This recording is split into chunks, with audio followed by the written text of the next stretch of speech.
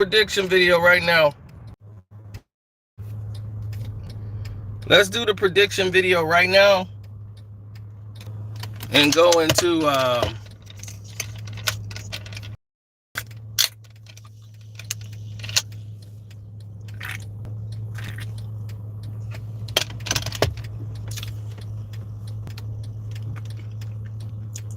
Canelo versus Bivol. Bivol.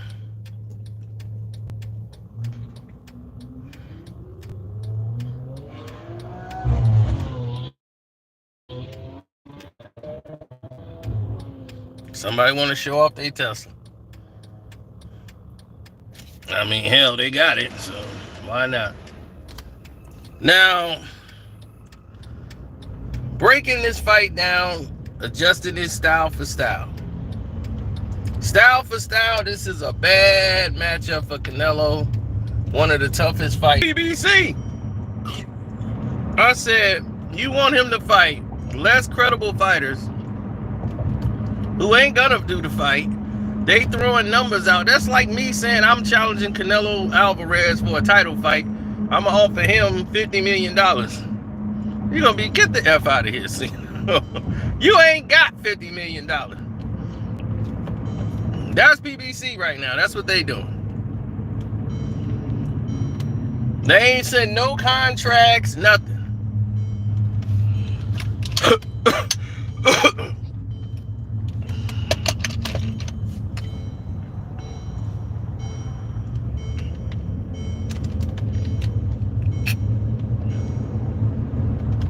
You know it.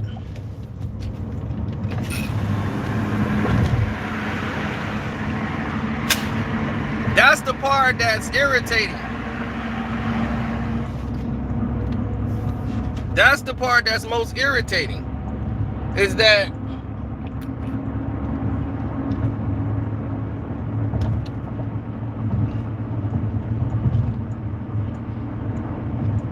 you ain't moved up in weight. But this is the part that's the most irritating about the whole thing. The part that's just completely irritating and nerve-wracking is the fact that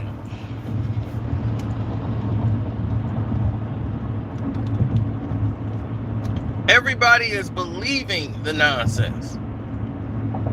PBC said, man, they offering Canelo all this. Why he ain't take that money? And he fighting Bivol for less money. Bivol is better than all of them fighters they got at PBC. He's the real champion. That's the real challenge. And he steps up and fights the real challenge, and everybody is sitting here complaining. Talking about what about David Benavidez? I'm like, who? David Benavidez, who beat who? Nothing but PBC recycled trash.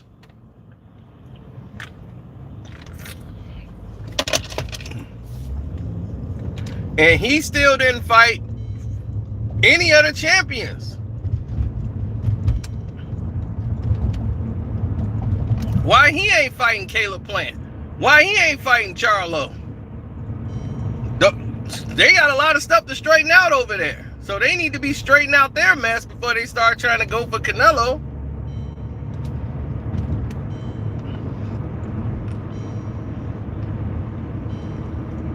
Do I think he's going to lose to Bivol? It's hard to say, but I'm going to go for the draw. I think it's going to be a draw. Stylistically, this is a bad matchup for Canelo. Reason why is because Bivol, very educated jab. He uses that jab in different variations. It's fast. He's got some speed to it. The only thing with Bivol that could break him down is mentally. Canelo can hit him with something big, and it would change the whole fight with Bivol. He'll go into a shell and start trying to survive. He's had his bell rocked, but he survived and got the win, but it took away that invincibility. Now, Canelo believes if he cracks him, he can hurt him. We never really seen Bivol show that he can have that grit to step into the next level. The spotlight might be too much for him. But I gotta admit, this is the lowest promotion I've ever seen for a Canelo Alvarez fight. I mean, for real, you wouldn't even know this fight was coming on today.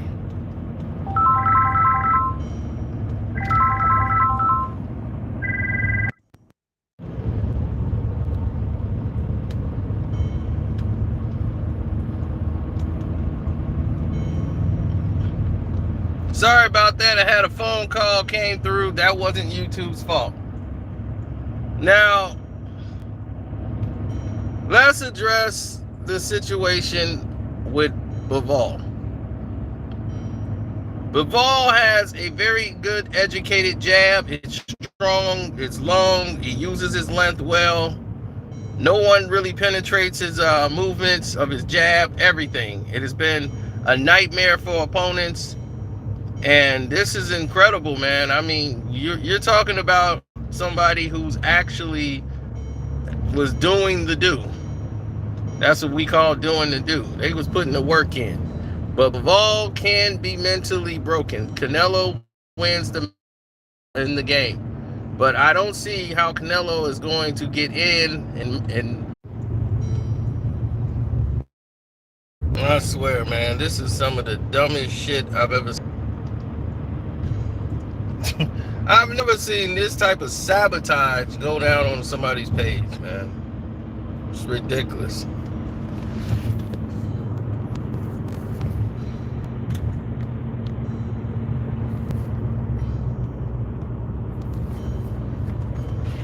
Damn, on a boxing video. I'm like, I'm trying to give a prediction to a fight.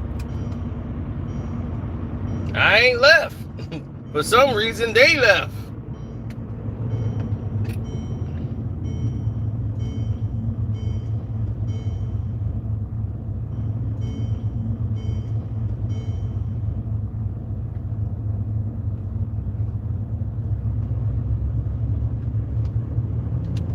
Now, going into this, I would say the smart money is on Canelo to win.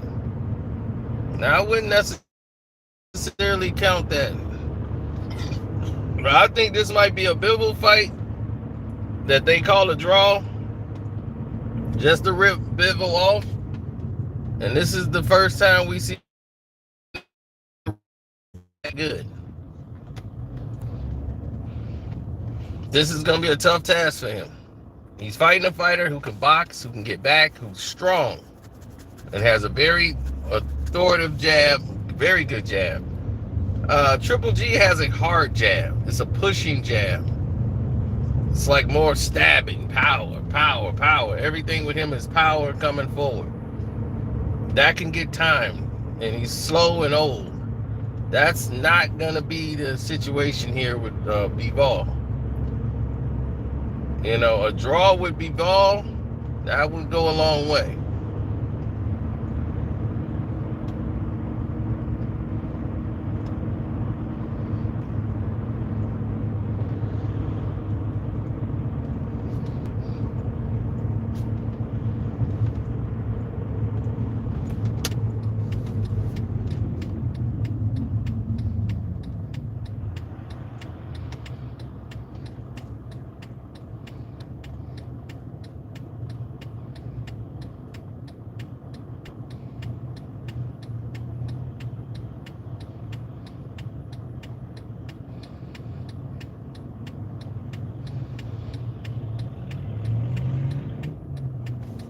Only a fool would better draw. Hey, that's a big payoff. I'm gonna be that fool tonight.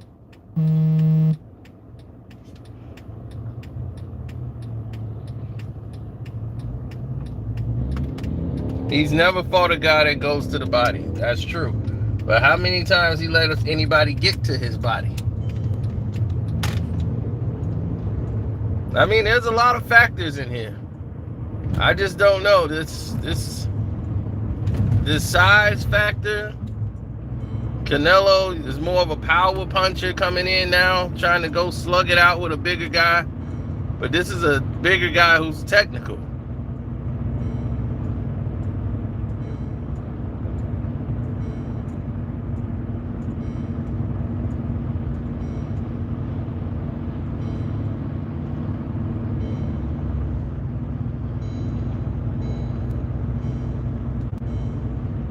Yeah, that money on that draw gonna be something.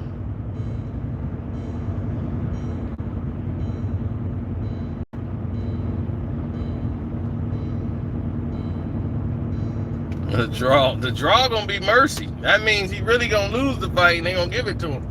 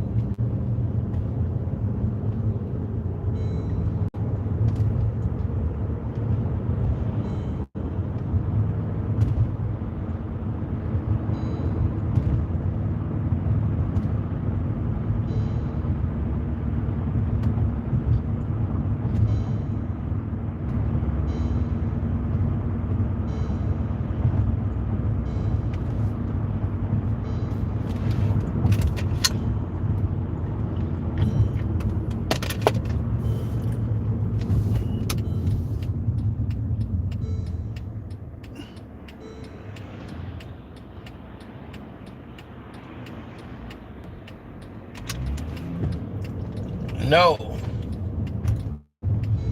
You don't understand what that means, buddy.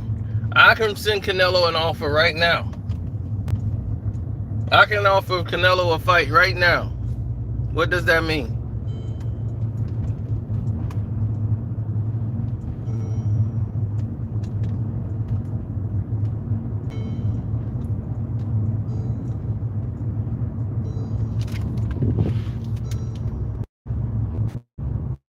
So what does that mean? They sent the zone sent the fight over for Jamal Charlo to fight Canelo. He turned it down.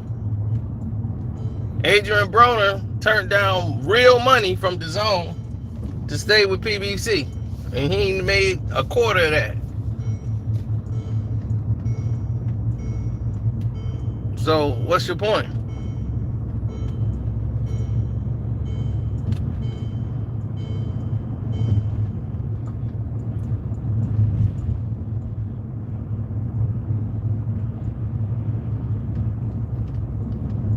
Bivol could be the one because his style is made to give Canelo problems.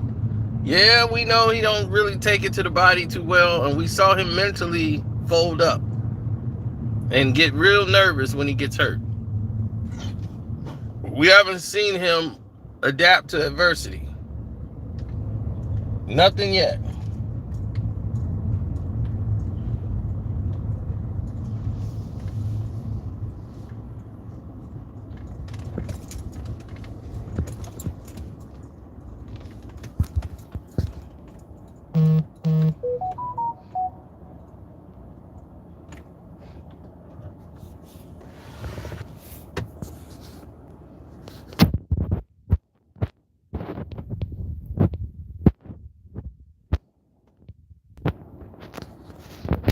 You hope Canelo get this one, huh? All right, man.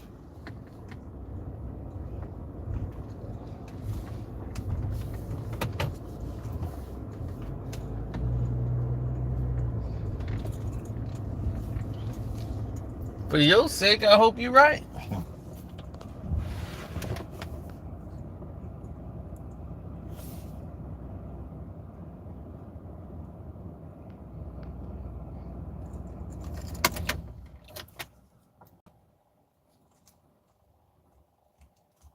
Am I putting money on Bivol? I'm putting money on the draw.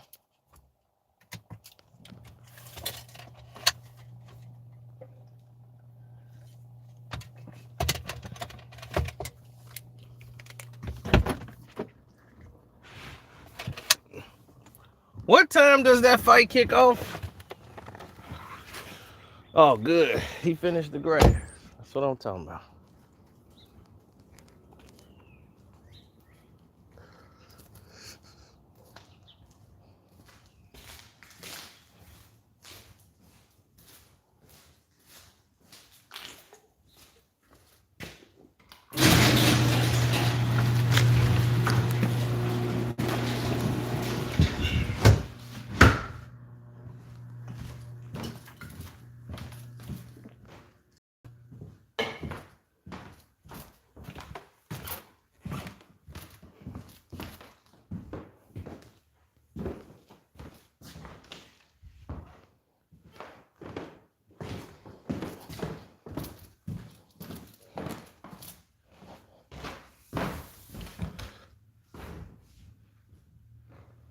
You got 500 on Canelo?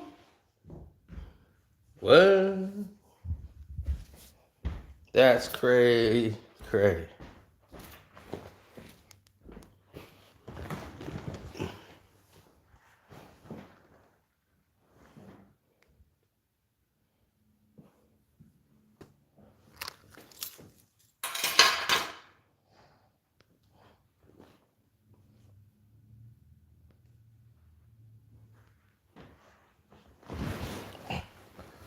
Woo. I'm trying to, Cheryl.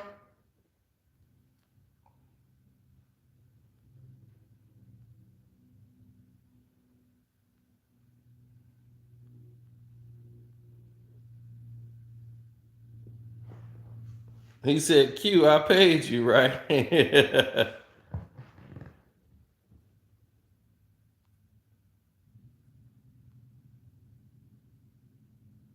7:30 my time? Okay, that's what's up.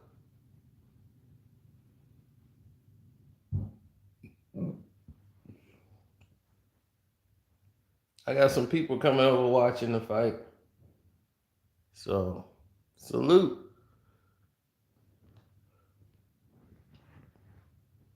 Been taking it kind of easy.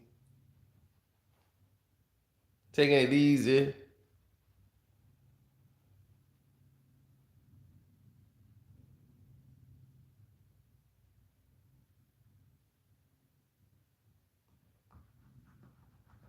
Yeah, I was watching some of the Bucks game. Giannis was going off. There was a lot of stuff they was giving to Boston early. Let me go ahead and get things situated a little bit here. And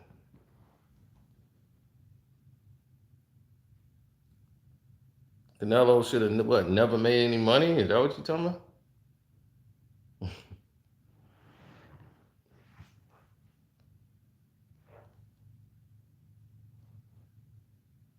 No, I believe Canelo can win if he's able to get past that jab and get inside and force Bivol and see if his power can resonate at this weight class. You know, like, and really be a force.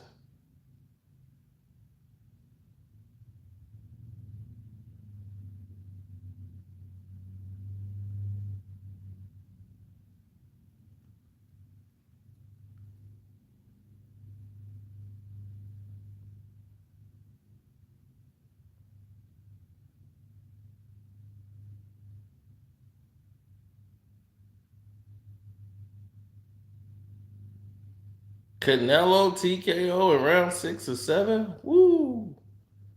Man, that's a heck of a prediction. He said, no, you didn't pay me. Salute, Kwame, what's up? Oh, I see Gummy got mad. Tell Gummy all I gotta do is press a button.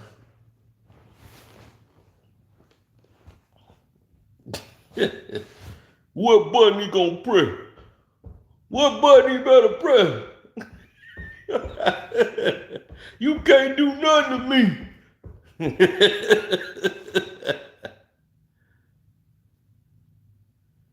You out there freaking out.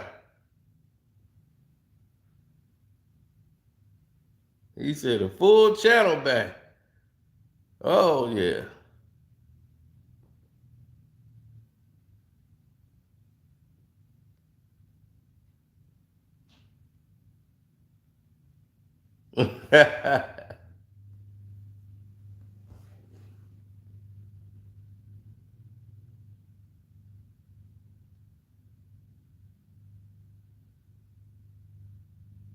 That's right.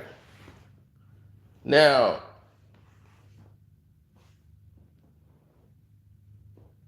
yeah, because see, Bivol gonna try to keep him out on the distance. He want to use and keep him at that. He want to use that reach and long distance. He don't like the fight in close. Canelo will have to keep the fight in close. He got to fight in a tight perimeter in order for him to be able to do anything. Canelo knows that. If he puts all this pressure, Bivol has shown pressure is not one of his fortes. You know, the last fighter, when he got in trouble, he kind of shelled up. Since he had that one fight, he got in trouble and got hurt. And he survived that fight. He's been like cautious ever since. Like, don't want that to ever happen again. So he was not like he was before. Like, he was walking through people. He was looking like Drago.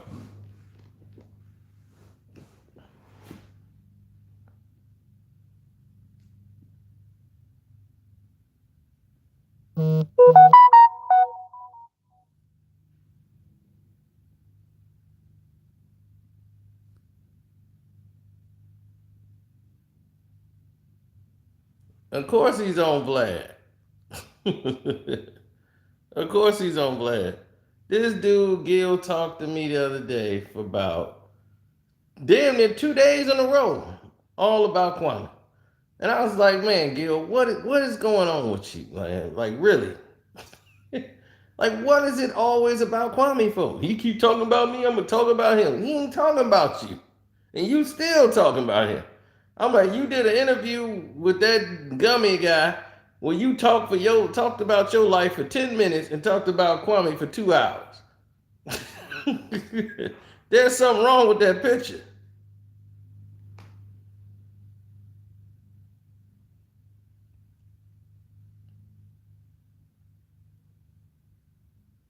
Then he sent me something, because Gil done sent me something crazy. Gil finna come on YouTube, and then he sent me a message of him talking to, he went to school with one of these guys who's a big time person on YouTube. He's like, he got one of them big channels. I do all my research. He sends me a screenshot of the conversation of the guy. I don't even know who that guy is.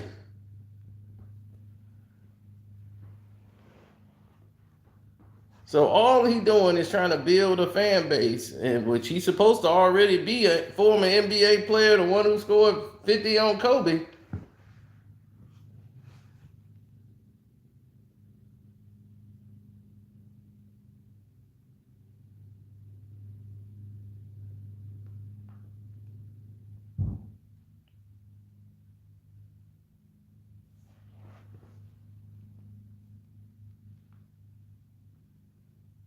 Well, LeBron ain't playing, so why would I be talking about LeBron?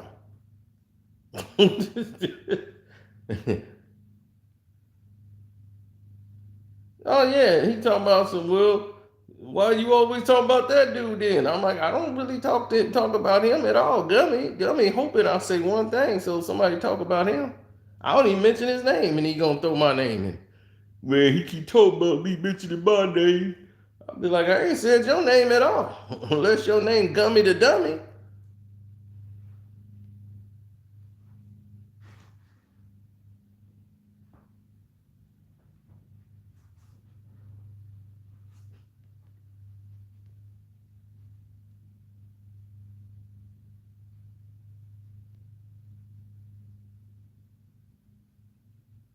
Let it go, let him go, let him go.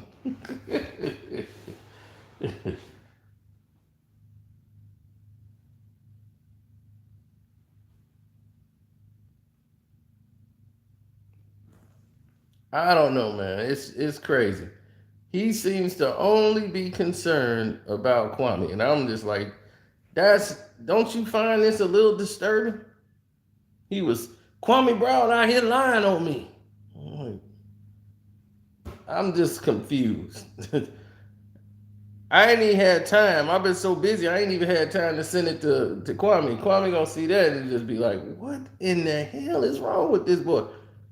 Like for real, something's off."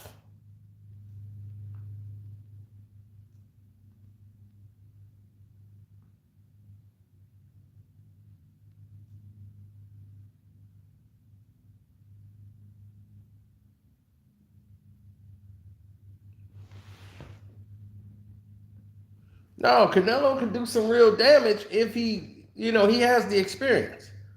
He got way more knockouts than Bivol got fights.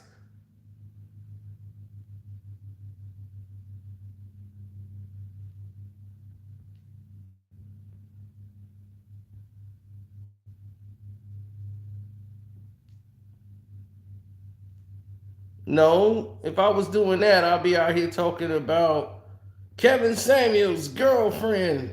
She shot him with a poison needle. They got him. It was a setup. It's all that going on right now. I ain't been involved in it. Since the video when he passed, I just informed the public. That's it. Y'all wanted my opinion. I gave it, and I was out. Now people want to see the autopsy report. People talking about it's fentanyl involved. Everything going on. I'm like, I don't know who they didn't talk to.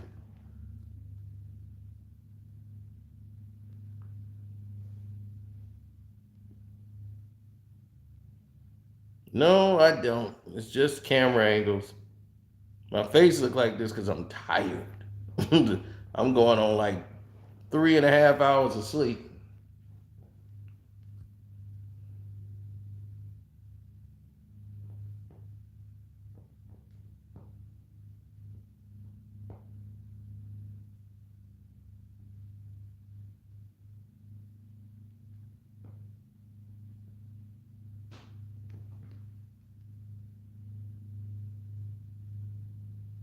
I know you believe it's a setup, Q, but a setup for what?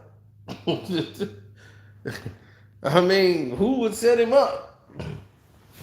For what? That's what I'm like. What did you gain out of it? They wanted to silence him?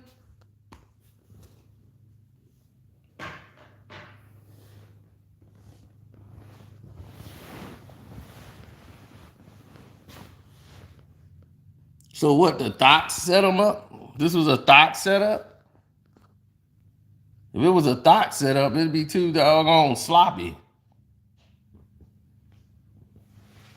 They'd have left a receipt in the damn room. Pictures of them going in there buying now. I need the fentanyl, the pills. I need. Y'all sell coke here? Oh no, I'm sorry. I gotta go get that on my own. No, we good. No. So I doubt Thoughts set him up. If Thoughts set somebody up, it's a lot sloppy and a lot less inconspicuous.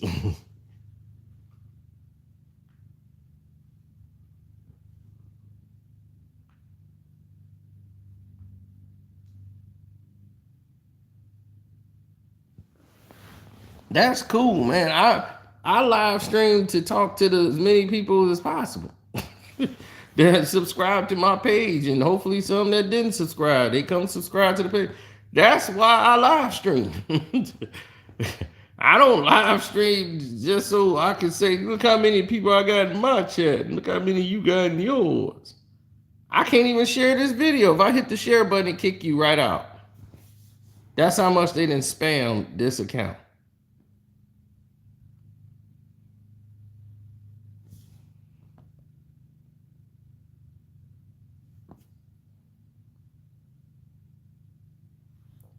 Man, this dude is going insane. He hit me up about right after that interview, and the video when I came on there on your show, he knowing he watched it, came in there. He was see. That's why I don't go in on you because he basically said skinny's a goofy and shortest of terms of I don't really deal with Gummy. Like I ain't with him.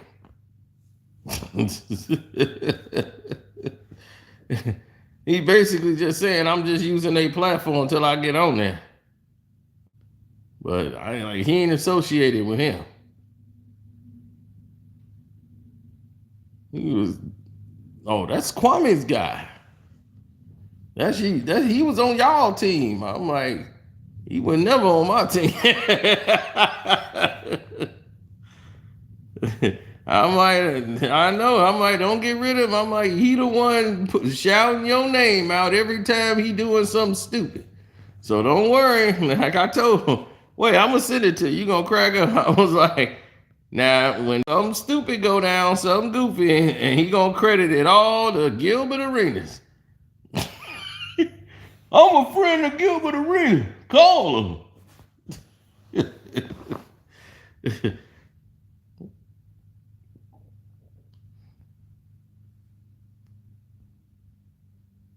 Right, this half blind dude, he can barely damn see.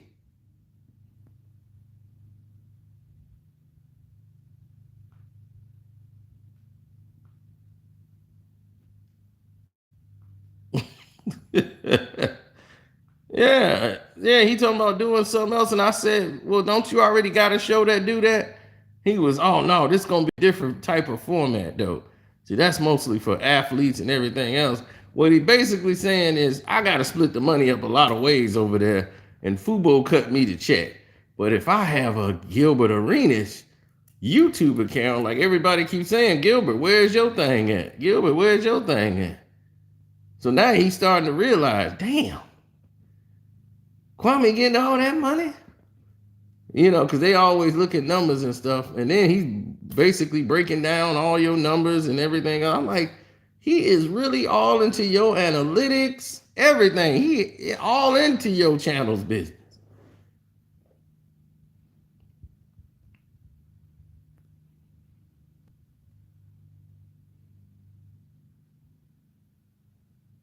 Like they say, they hate you because they ain't you. They wish they could do what you do. They was like, man, this dude just said mama's cooking and it went. I said something like scoobily goobly and it didn't go nowhere. How? How is he successful? This is the same thing happened to Tiki Barber and Michael Strahan. Tiki Barber was supposed to be the most elegant, proper speaking, perfect guy. He left football early. Could have stayed. It helped him win a championship. He was, nah, I'm done. I'm going to go take this job at NBC. Took the job at NBC, and it seemed like every week all he did was trash the Giants, the team he played for. So they said, you know what, we don't even want you back in the locker room no more. It seemed like all you do is trash us. Then they won 2 Super Bowls without him. Michael Strahan retires and comes into television. Tiki Barber, his success never hit because he sounds just like everybody else. There was nothing unique about him. He thought because he dressed nice, wore nice suits, kept his eyebrows lined up, head was shaved and everything else, and here come Michael Strahan with this big old gap in his middle of his tooth. He loud, lips chapped, everything, but he was interesting. People paid attention when he talked. And he was going places. And he was bigger than Tiki Barber. Tiki got fired for NBC. Everything going wrong. And Tiki starting to resent what's going on with Strahan and start hating him behind his back.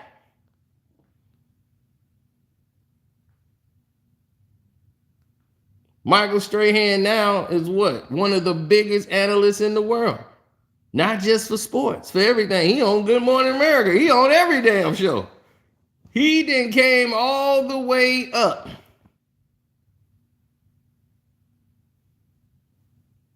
one of the highest paid. And here was a guy they just brought on for sports.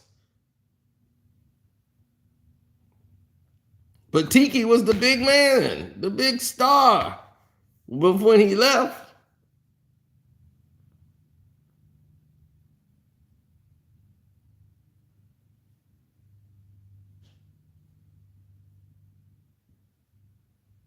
but Tiki thought he was too good for everything, too good for everybody.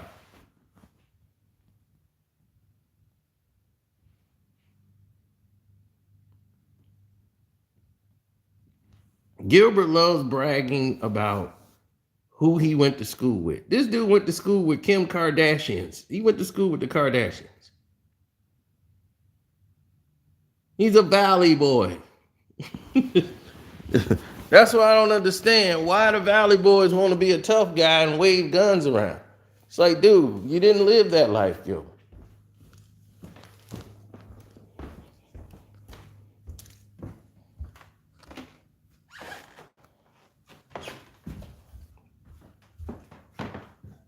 Right.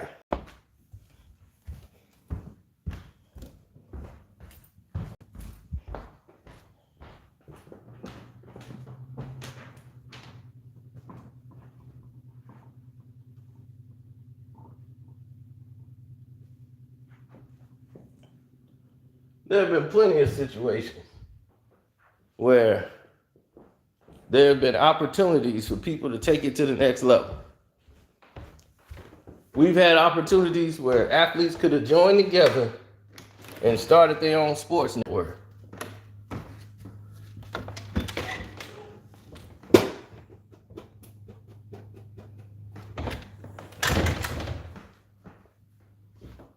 One of the black television executives got fired from Viacom.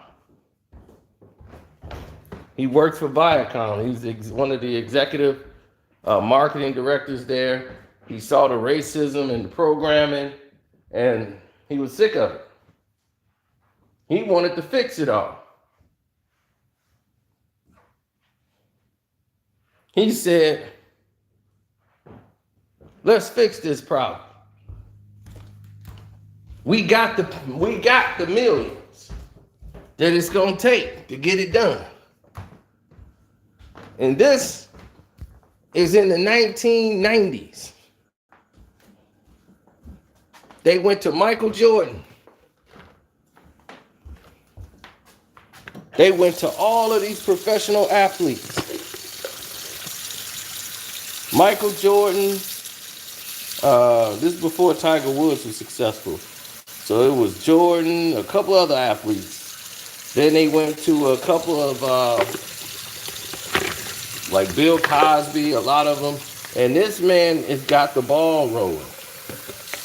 He was the one that brought up the idea and showed them that it's plausible. And a lot of these networks are on borrowed money, borrowed time. That's how NBC was ripe for the taking. That's why Bill Cosby tried to come in and take it. Because he was talking to that guy. Because that guy went to them. So Bill was like, well, I know what to do. Even without your help, I'm going to just cut you out and try to do the deal without you. That's Bill. Now,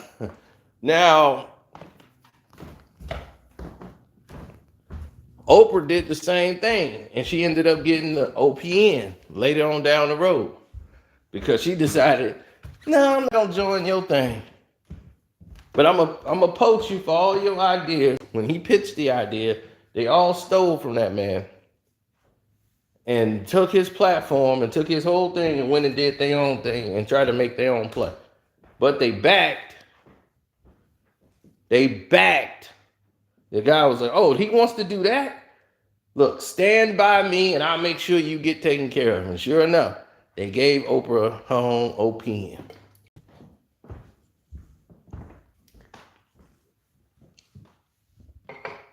The Oprah Network.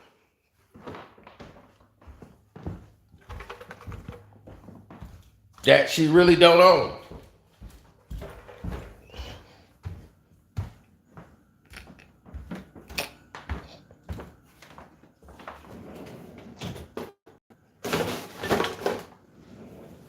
Oh, I can get you his name later. I just don't know. I don't have his name off the top of my head. I just remember when it went down. See, Bill Cosby tried to buy NBC twice. The first time around, they stalled him and hit him with stuff like, oh, well, you can't do this and do that. Right? So he came back the second time, and then you saw what happened after that. But he knew it's all about shares. That guy knew because he worked at Viacom. So he's seen all this before. He knows the tricks and he knows the trade. He said, okay, when all of this stuff comes back up, shareholders are losing money. Their only loyalty is to the money. Their loyalty ain't to you, it's to the money. So when they start seeing that money coming, and it's coming in short, they're going to tell you what? We need to, hey, the money ain't coming in the way it's supposed to. They don't buy stocks just because, they holding it. When they seeing money drop, now we got a problem.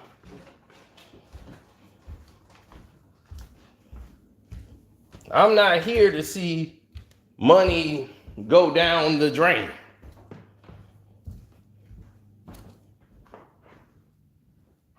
You see some number drop, you're going to see panic. And when NBC start losing all that money, they got to bring in a new investor. They got to sell. Somebody finna get fired. Movement and changes happen at these networks all the time. So he saw an opportunity to own that. To start the network, get their own, and own their side of the business. Once again, that's dangerous thinking. Because he said that's the only way you're going to change the dynamic. Style, clothing, everything. That's the only way you're going to change things is through programming. He gave him that pitch. He said, he's like, what made you get up and go to that restaurant? You saw the commercial. What made you go out there and do this? You saw the commercial. You saw this guy wearing this outfit. You saw him wearing these sunglasses in the movie. You saw him say this thing and rock and play this song, and then now you want to buy the album.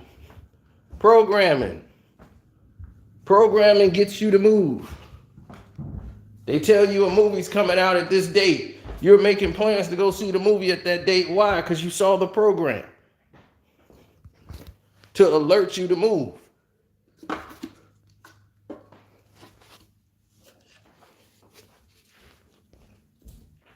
So if you control programming and what the content of the programming is, you change minds.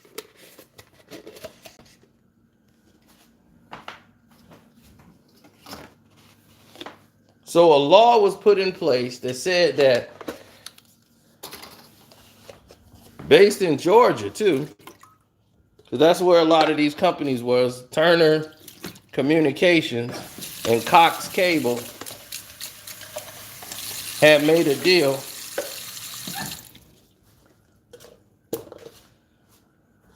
that they had to put, for minorities, they had to have a certain amount of hours for programming for diversity effect. Now, when you start going into diversity effects, they started to say, okay, let's build our company. And how do they build a company? Through minorities. Because the minorities are the followers. That's what's going to build your numbers up. So they started it off like UPN, which is really owned by Warner Brothers any damn way. But that was created to solidify the contract. Cox Cable and Turner broadcasters, Turner Broadcasting Systems, and everything else, they had to follow this guideline that was put in place so it wouldn't be looking like a monopoly, which it was, of programming.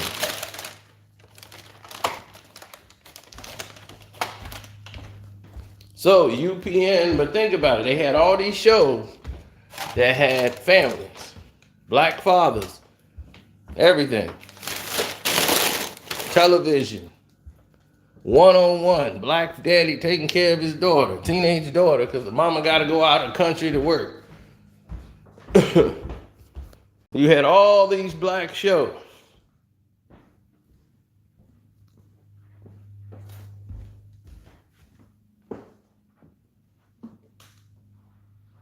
Then what happened? The numbers got up high. UPN was dissolved, and they blended that to the CW. And then they had to start cutting shows. And what shows got cut? How many of the white shows got cut? Not a one. How many of the black shows got cut? Every damn one of them except for like 2. And Will Smith, his show had the lowest rating ever out of all the shows, and they cut the best show out of all of them, which was one-on-one. They had Moesha, they had all of these shows that black teens were watching. So now that they are, programmed to watching the UPN, now we're going to have those same shows with just all white shows. Now we done wiped them off, and now we got all these white teenage shows on there. And now, what is happening? They're promoting that to teenagers in high school. But now our black cousins and sisters who are in high school, who've been watching these shows on UPN, now is watching the CW because they used to watching this. Even though they got no black shows really on here, now they watching it. So they got the viewership of us, and now we just adapted to watching the new shows they got on this station because we're programmed to be watching this station.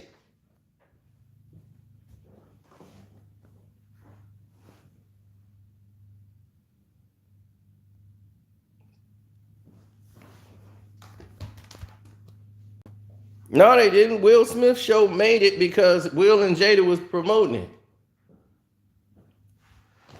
And the highest rated show didn't make it. They cut that show to put on Will Smith's show because they had it in the contract. They had to get another season.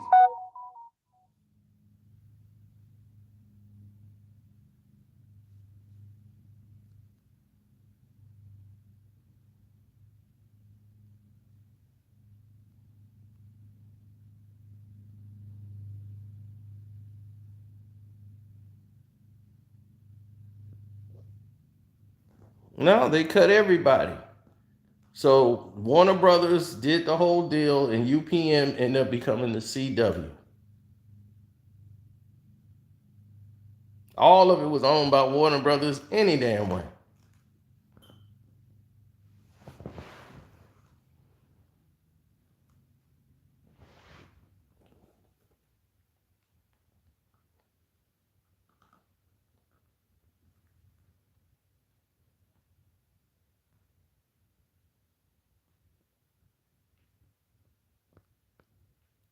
World Wide West, yeah. A lot of people thought he was Al Heyman, and that he got a lot of his he got a lot of his deals from Al Heyman, and World Wide West has been making his own money for years. For years. Did not get all his money from no Al Heyman. They've done business together. But whenever black folks do business together, it's always somebody controlling him or somebody telling him what to do. It's never like two guys who know what they're doing conducting business. It's never that. It's always one person got to be telling the other person what to do. It's pitiful. And you know who start that and do that the most? Black folks. It'd be black folks, the one concerned about it. White folks would never say nothing like that because they know how ignorant that sounds.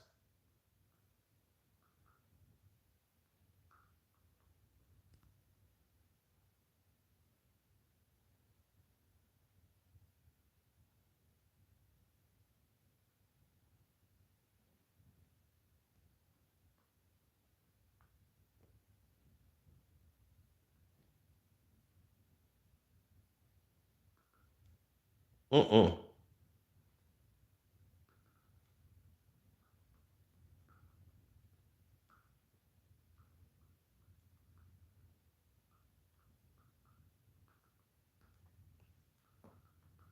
No, no.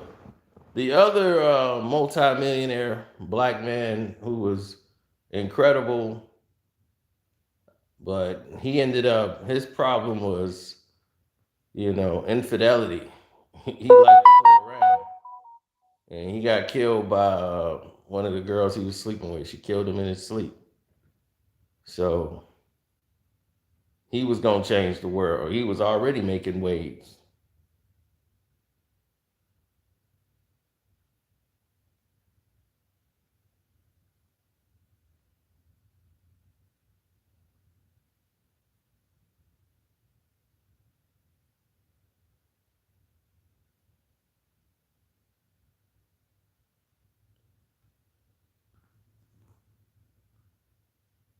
See,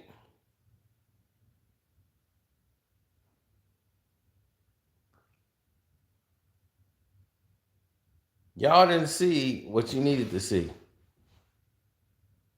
They keep calling the biggest economic crisis in the world, right? But what took the biggest hits?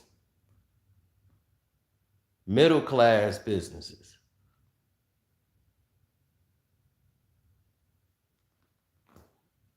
Mom and pop shops.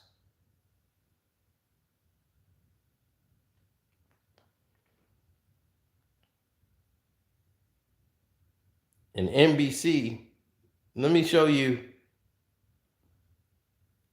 what they send you and they don't tell you. Because see, these messages weren't sent for you. They didn't make these videos for you. They make these videos for white people and inform them about us. Because we don't watch stuff like this. And I'm going to show you right now so you can be aware. Now listen to this. Affected, Black-owned businesses suffered the most, declining by twice the rate of white-owned businesses. Systemic problems surrounding the economic gap aren't new. African American owned firms have historically struggled to get started and stay afloat. Getting approved for loans and receiving federal support can be nearly impossible for many. From 2007 to 2017, more than half of Black-owned companies got turned down for loans. See that? Twice as high as white-owned businesses, according to the Federal Reserve. In the summer of 2020, the murder of George Floyd sparked a renewed interest in the economic advancement of Black people. Businesses owned by people across the African diaspora saw huge surges in sales as people poured out in support. It was very bittersweet for me because almost immediately I saw a surge in sales during that time last summer. And so there was this part of me that was extremely excited to see, so much support. On the other hand, it was very saddening that it had to come off of the heels of someone dying. So why do Black entrepreneurs continue to lag behind whites and other minority groups in terms of market share? And what will it take to keep them in business?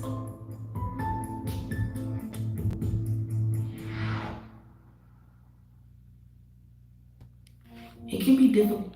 Now, before they try to mess me all up. Now, what they were showing you, and this is what I'm trying to say, they making this look like it's supposed to be good, but what they're actually doing is they're trying to show you, and they're not trying to show you, right? This is a liberal made propaganda piece, but they're doing this to show you the levels of businesses was down, but since George Floyd died, look at what happened to black businesses. Now things have turned around. Things are better. No, there was a pandemic going on. People got money. They start going into business and blowing this money. Now, when all that fade away, which is fading away now you're gonna see your businesses go down the tunnel, down the tunnel and fade away because people don't have jobs, people don't have the money, and they all in debt. You see? But they want to make you sound like, you see how they did that? Since the death for George Floyd, everything's went up. They said it like it was a party. Didn't you hear that? Since the death of George Floyd, business has been thriving. They said that like it was a good thing. Because see, what they're doing is they're gonna play this. White folks gonna watch this. Blacks ain't gonna watch this. White folks gonna watch this and it's like, see, what are they complaining about? Well, business is thriving since that George Floyd guy died. What more do they want? See, that's why they play this. And then this is why you be wondering why white people head be all screwed up when they be saying this stuff. You're like, man, where you getting that from? I mean, you guys got it all.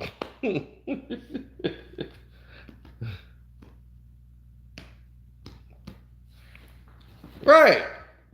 But see, they made the propaganda piece look like and sound like it was going to be something great for us. And they're going to try to explain to you and with the little soft music of why black businesses don't survive. Somehow it's just our fault. That's just all to it.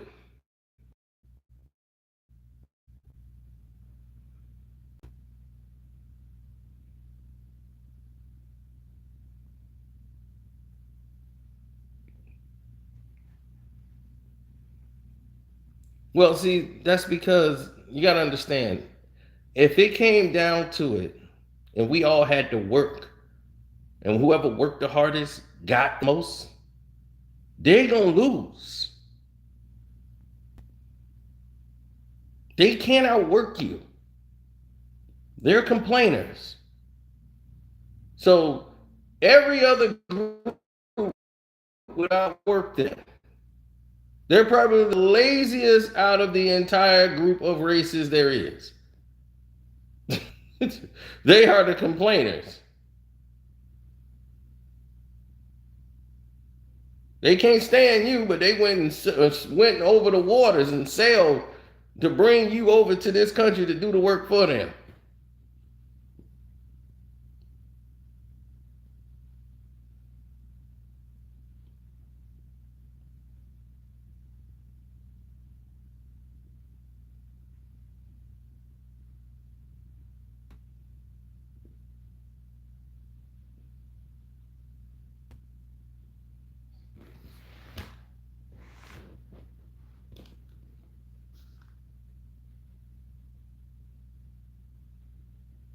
Yeah, they try to say we lazy now. Well, if we lazy, we got it from you. That's you. You the one wanted to Americanize us and make us like you, right? So now we lazy. We learned it from you.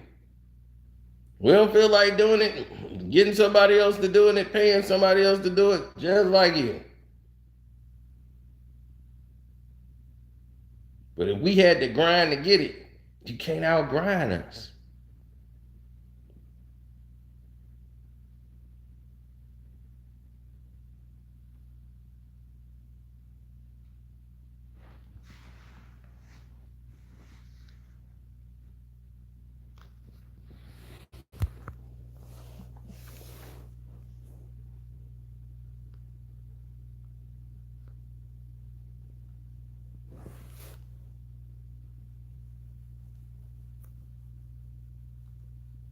Like they say, they hate you because they ain't you. They taught you to hate against you. They taught you to hate what you look like. Now that's some mad uckery right there.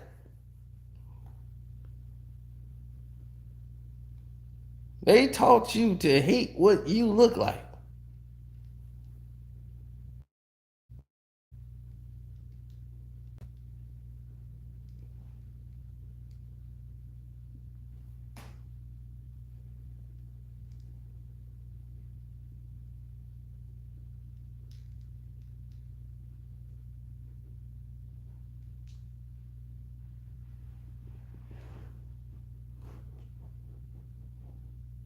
Exactly. And you look at what's going on with Ukraine, right? They got all this money coming in.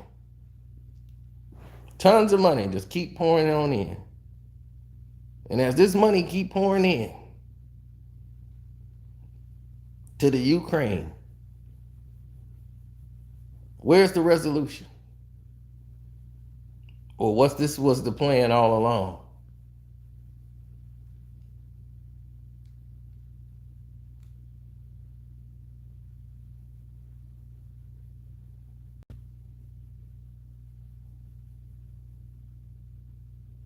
Cause I'm like, man, this war been going on for a minute. Ain't nobody really made a move yet.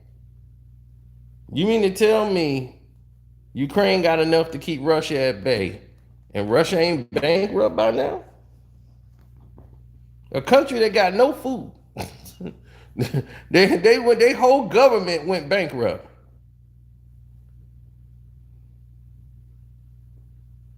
And they can hold up a war and keep it going like this for this long. Mm-mm.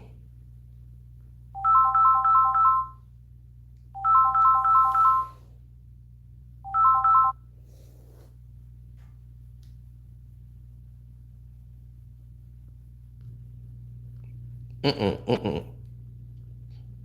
This is the stop into interference with Russia. Russia is becoming a powerful ally to China. And because Russia is becoming an ally to China, that's going to cause a lot of problems. Taiwan is a very huge piece in that. That's why China wants to take Taiwan over. And if they take Taiwan over, that's it. They control the market. They're trying to build the largest expressway in the country the world has ever seen. They want to build an expressway, a tunnel that can shoot all the way to London. That would cut the United States out completely. They ain't got to deal with you no more. They can go streamline straight to the UK. So now the United States, their power lessens greatly. And getting things done in Taiwan, which is basically a free port, because most of the stuff you got is made in Taiwan, which is right next to China. They basically connected. So this war, the United States is like, we got to protect Taiwan. We can't let China get Taiwan. Billions and trillions of dollars depend on it. And China knows they can try to take it back. See, while everybody is distracted with this Ukraine situation, I'm keeping my eye on the sparrow.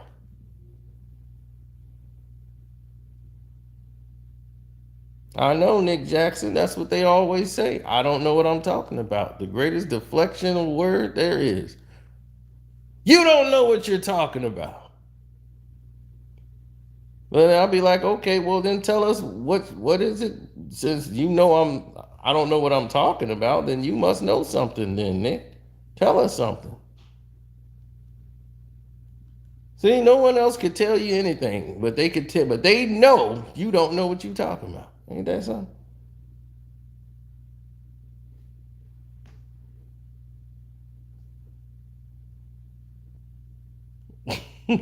Like they gonna tell people that never played the game, probably never picked up a basketball. Kwame, you suck. You don't know how to play basketball. I'll be like, Michael Jordan said it. And he was the greatest. I'll be like, Michael Jordan ain't never said that.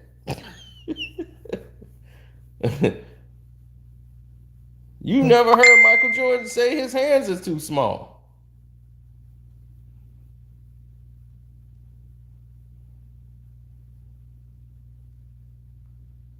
Y'all heard Stephen A. Smith say it. That's what happened.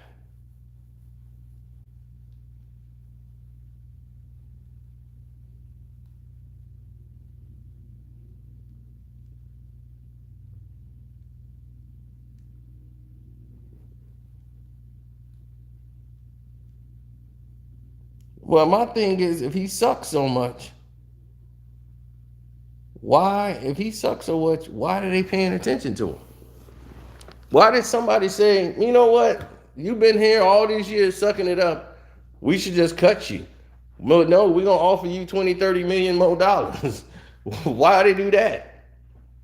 I want to suck that bad. Somebody offer me 20, 30 million dollars. But we telling everybody that ain't bad. Now, there's China, that's Taiwan. The invasion would be a slaughter. Taiwan is too small, but they're very valuable. And they were their own country, their own thing. China don't want that. China said, you belong to us. Time is up. And Taiwan don't want it. They like being an ally to the United States. So the U.S. got to fight for that money.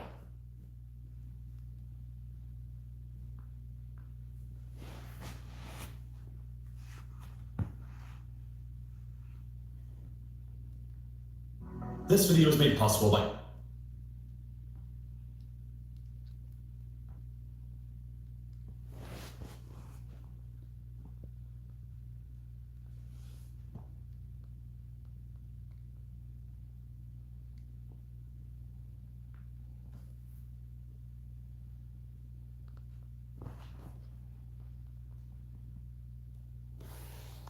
See, all this is a distraction.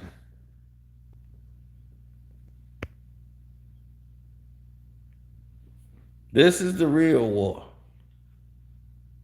This is the real battle. That little bit of Republic of China, this is the war. Taiwan.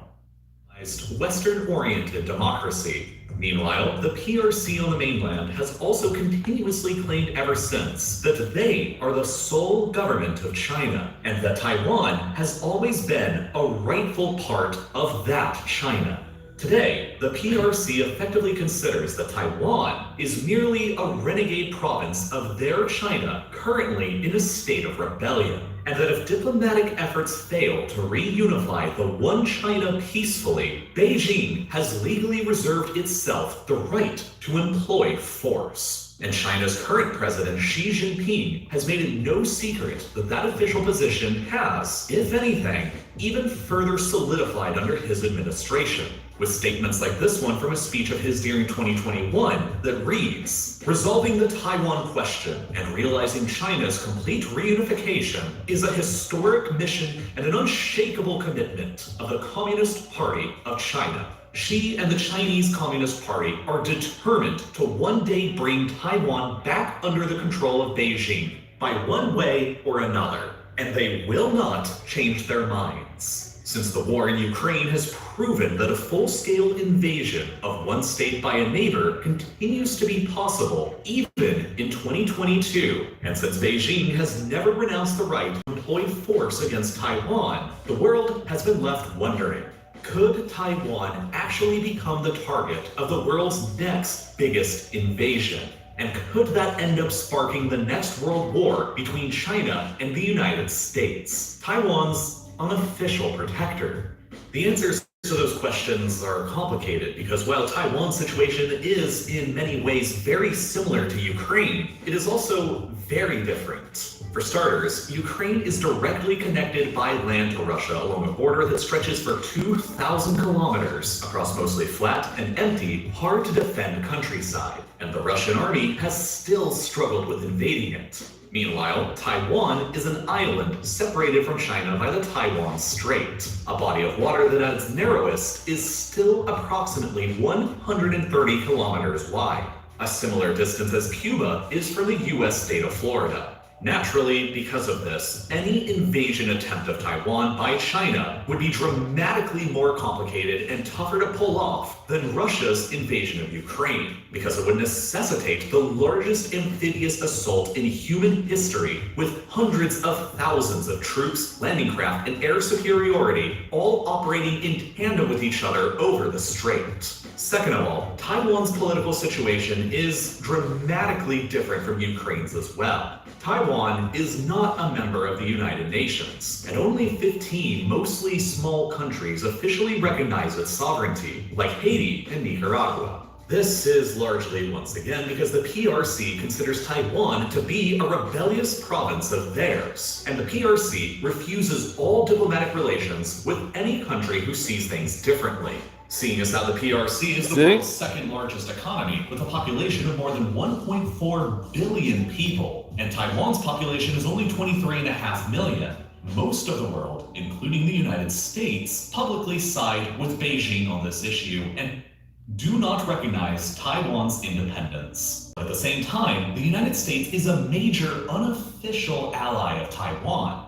Taiwan is publicly considered a major non-NATO ally of America, along with Japan, South Korea, and the Philippines. The United States has sold tens of billions of dollars worth of military weapons and hardware to Taiwan, including things like advanced fighter jets, helicopters, missiles, and submarines. American naval vessels routinely patrol the Taiwan Strait between Taiwan and the PRC at least once a month. And US President Joe Biden has even gone so far as to publicly state that America would defend Taiwan in the event of a PRC invasion just last October. Now, here it is. This man talking about he's sending billions of dollars of money that we supposedly don't have over to the Ukraine is now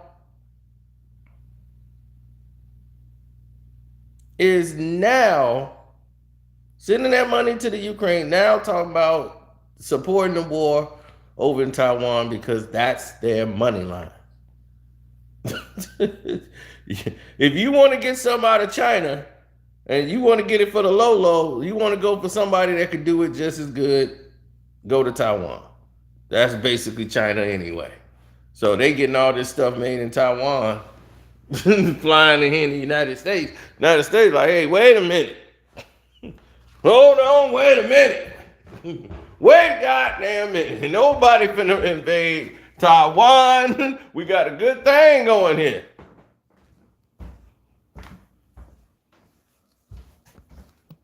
Now, how often do you hear about Taiwan and China war? But you hear about Ukraine and Russia every day. And that Taiwan war is way more dangerous and way more powerful than anything they done collaborated and put together.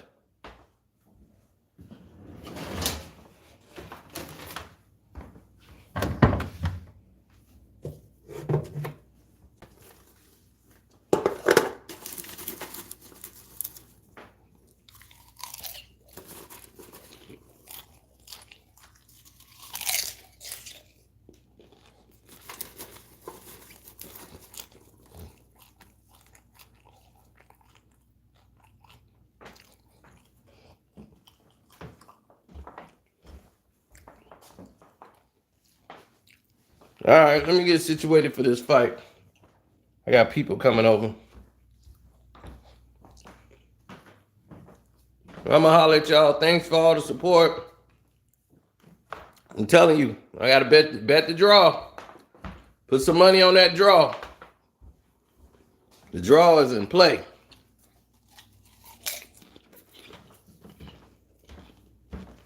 That could be a big hit.